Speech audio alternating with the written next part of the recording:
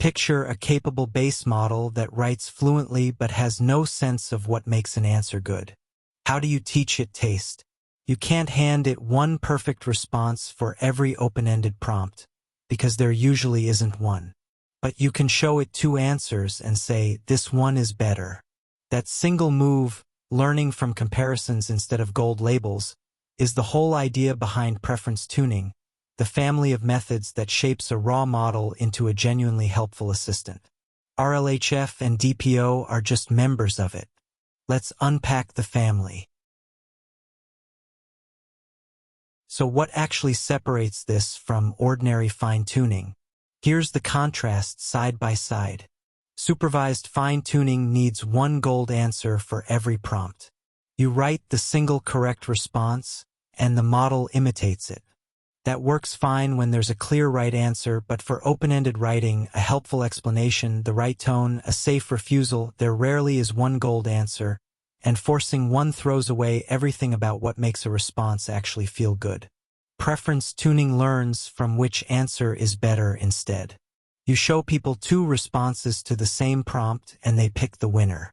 That relative signal, this one over that one, is far easier for humans to give than a perfect answer, and it's richer too because it captures the fuzzy qualities of tone, helpfulness, and safety that no single gold label could ever pin down. Underneath every method in this family sits the same four-step recipe.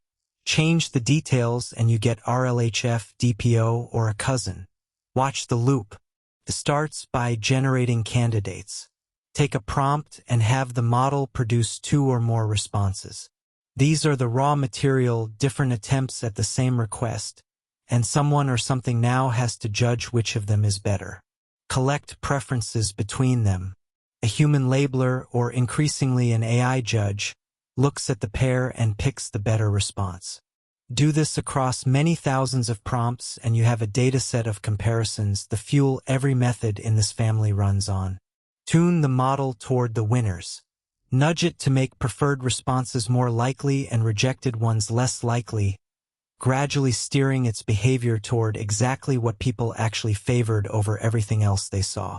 Here the methods diverge. RLHF trains a reward model and optimizes with reinforcement learning. DPO skips that and optimizes straight on the pairs. KTO uses single thumbs up or thumbs down labels, and ORPO folds it into the supervised stage. Same ingredient, different machinery. Strip it back and three ideas define preference tuning. It aligns using relative comparisons. Rather than a single right answer, it learns from which of two outputs people prefer. A signal that's easier to collect and captures the qualities no gold label can express. It's the umbrella over many methods. RLHF, DPO, KTO, and ORPO are all preference tuning. They share preference pairs as the ingredient and differ only in how they use them, so seeing them as one family reveals the headline names are variations on a single theme. It shapes a model's whole character.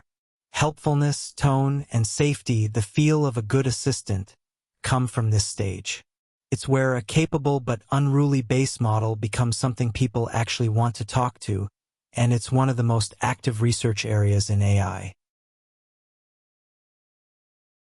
Alright, let's lock in what matters. Preference tuning is the family of methods that align a model from comparisons of which output people prefer, rather than one gold answer per prompt.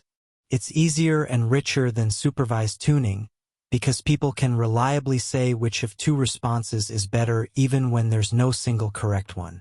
RLHF, DPO, KTO, and ORPO all belong to it. They share preference pairs and differ only in how they turn those pairs into a training signal. This is the stage that gives a model its helpfulness, tone, and safety, though good preference data and the alignment tax remain the hard parts.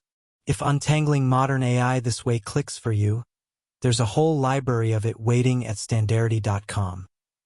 Come explore with us.